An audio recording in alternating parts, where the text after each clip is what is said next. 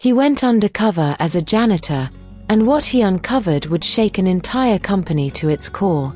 Jason Williams was a billionaire's son, next in line to inherit a corporate empire. But before he could take over as CEO, his father gave him a challenge that would change everything. What happened next? No one saw it coming. This is the shocking story of how Jason infiltrated his own company and exposed the corrupt leaders running it into the ground. Stay with me, because this one's going to blow your mind. Please support the channel by hitting the subscribe button. Let's dive in. Jason Williams had it all. A Harvard degree, a top executive position, the future of a multi-billion-dollar company in his hands. His father, Robert Williams, had built Williams Innovations from the ground up. He was a man of relentless drive, a titan in his industry who refused to slow down even as his body begged for rest. Over the years, he had been in and out of private hospitals, each time emerging with the same determination to push forward. Doctors warned him to take a step back, to ease the burden, but Robert was a man who only knew how to build, how to lead, how to keep going. Each hospital visit was treated like an inconvenience, a mere pause in his schedule rather than a sign that his body was failing. The moment he was discharged, he was back in the office, poring over reports, making calls, and pushing deals forward. But then, the last heart attack came, a brutal wake-up call that he couldn't ignore.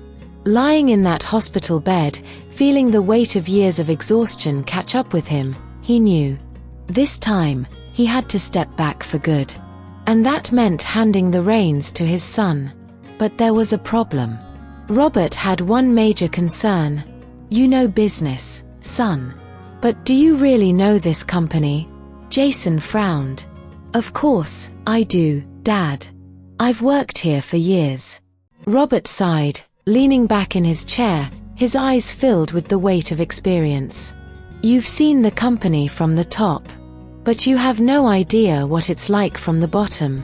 You can't lead what you don't understand. Jason scoffed. Dad, I've been in this company my whole life. I know how it runs. What difference does it make if I don't know how to scrub floors?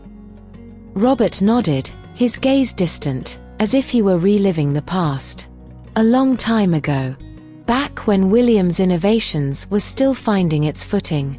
My father, your grandfather, was old school. He believed that to lead a company, you needed to know it inside and out. He didn't care that I had a fancy degree or that I could read balance sheets better than most executives. He told me, if you don't understand the people who actually make this company run, you'll never be a real leader. And then he sent me straight into the trenches. Jason was intrigued now. And what happened? Robert sighed, rubbing his temples. I fought it at first. I resented it. I thought it was a waste of time. But then I started seeing things I had never noticed before. The way people in the warehouse broke their backs to meet deadlines, while upper management barely acknowledged them. The way janitors were treated like ghosts. The way middle managers abused their power because they knew no one was watching. It wasn't until I lived it that I understood the real heart of this company. Robert leaned forward, looking Jason straight in the eyes. And now, after all these years, it's time to do it again. Jason's eyes widened. You mean, you're coming with me? Robert shook his head, a wry smile forming. No, son. This time, it's your turn. I had my lesson. Now it's yours to learn. Jason exhaled, still doubtful but unable to ignore the conviction in his father's words. Fine. But I still think this is crazy. Robert smiled knowingly. So did I. Until I did it. And trust me, son, you're not ready for what you're about to find out. If you are enjoying this story, please like this video and subscribe to the channel. Let's continue. The decision weighed heavily on Jason. Every instinct told him this was unnecessary, even ridiculous. But every time he considered refusing, he would glance at his father, the once unstoppable Robert Williams, now looking older, weaker, the burden of his years catching up with him. The image of him lying in a hospital bed, drained and vulnerable, haunted Jason. He had already pushed himself past his limit for the company. If Jason refused, would that be the final disappointment that pushed him over the edge? And so, against every doubt in his mind, he agreed. The transformation was drastic. Jason stood in front of the mirror, scissors in hand, and hesitated. The thick, well-groomed hair that had become part of his executive persona was about to be stripped away. With one deep breath, he made the first cut. Then another. Then another. When he was done, the man staring back at him barely looked like the polished executive he had been his entire life. Next, he shaved his beard, another mark of his corporate identity, until his face was bare, unrecognizable even to himself. He discarded his $1,000 suits, replacing them with rough, second-hand clothes that smelled of cheap detergent. Instead of his signature cologne, he now smelled like industrial soap. He put on old sneakers that had seen better days. And finally, the name. Jake. Not Jason Williams, heir to a corporate empire. Just Jake, the invisible worker no one would look at twice. The final touch. Hiring through an external cleaning company to make sure no one in HR would recognize him. The cover had to be flawless. And then, on a quiet Monday afternoon, he walked into his own company.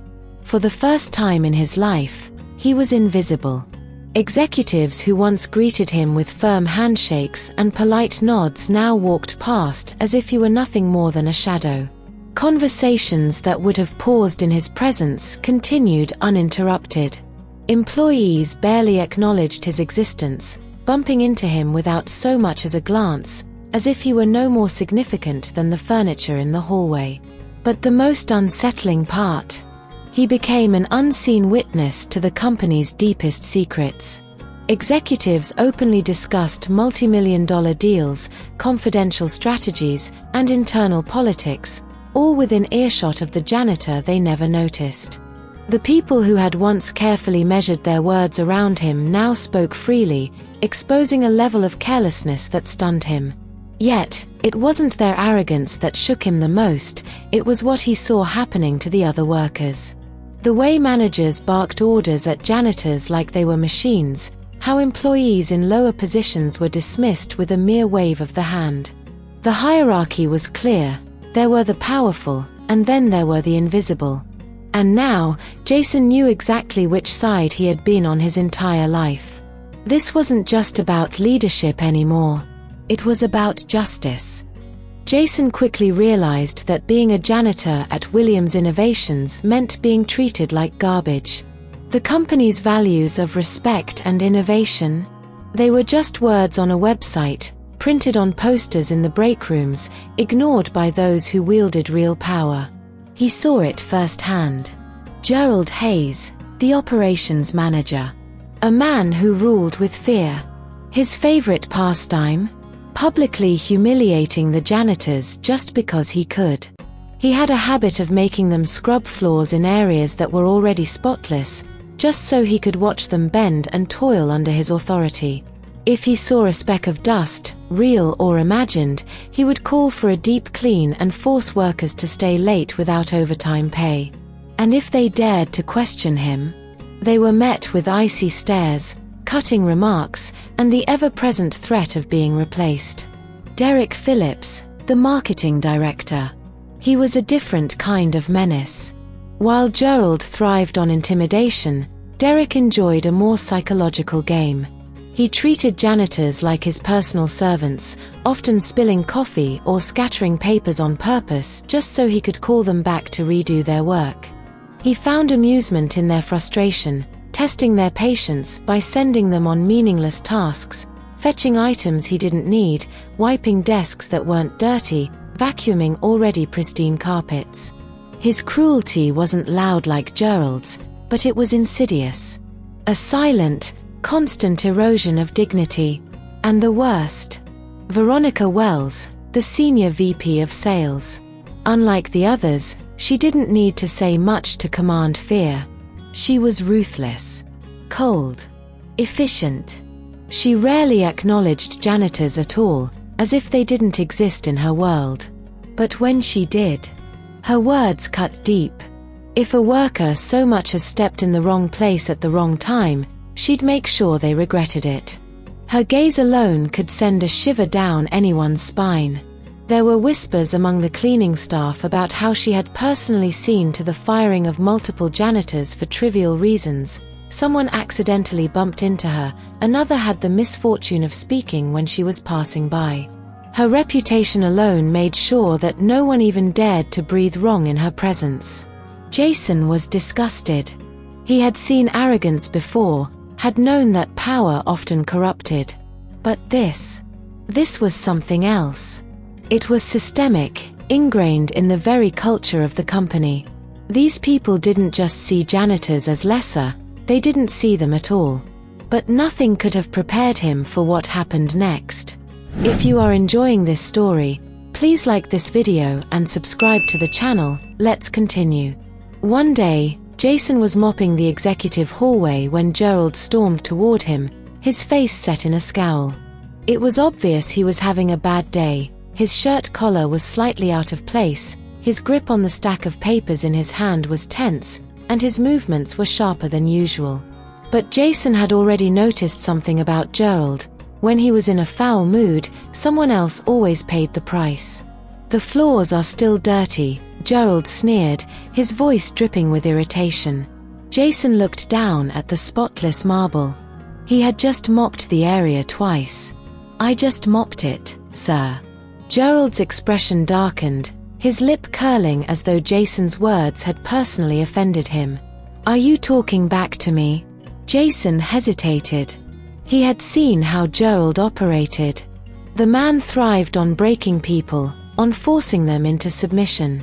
It didn't matter what Jason said, Gerald had already decided this was going to be a problem.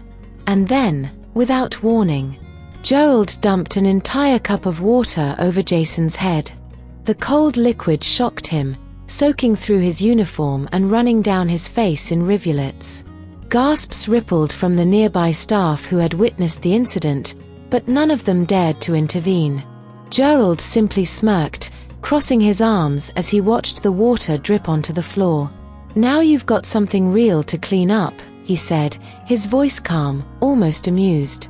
Then, as if nothing had happened, he turned on his heel and walked away. Jason stood there, his fists clenched so tightly his nails dug into his palms. His entire body burned, not just from the humiliation, but from the sheer audacity of what had just happened. He could have exposed himself right then and there. He could have ended Gerald's career with a single sentence. But he didn't. Because this wasn't just about him anymore. At first, Jason thought the incident was a one-off, that maybe Gerald was just having a particularly bad day. But then it happened again. And again. And again. Every shift, Jason witnessed Gerald picking someone to belittle, to humiliate. A cleaner, a secretary, even a junior employee who didn't move out of his way fast enough. It was never a direct attack, it was always masked under the guise of discipline or maintaining high standards. But the truth was plain, Gerald thrived on power, on making others feel small. And Jason knew then. Gerald had been getting away with this for years. Because no one ever stopped him. That was about to change. From that moment, Jason had a new mission. He started collecting evidence, but it wouldn't be easy. If he got caught, the entire operation would be over before it even began. He needed a plan, a way to gather undeniable proof without arousing suspicion. Late at night, after his shifts, Jason pored over articles on covert investigations, reading about undercover journalism and whistleblower tactics. He watched videos on hidden surveillance, learning the best angles for discreet recording. He studied legal cases, ensuring that every piece of evidence he collected would be admissible. He couldn't afford to make mistakes. With meticulous precision, he ordered tiny cameras and high-quality recording devices online, choosing models so small they could be hidden inside his janitor's cart, his cleaning supplies, even in the folds of his uniform. He made sure the deliveries wouldn't be traced back to him, using a secondary address and a prepaid credit card. When the packages arrived, he spent hours testing them, adjusting the placement of the cameras to ensure they wouldn't be detected. He practiced walking, bending, and working while keeping the cameras steady. Every detail had to be flawless. Then, the real challenge began, putting it all into action without getting caught. Night after night, he carefully positioned the cameras in key areas, the executive conference rooms, break rooms, and hallways where he knew the real conversations happened. He adjusted his routine to linger near powerful figures, subtly capturing their words and actions without ever looking suspicious. And then, he uncovered something even bigger.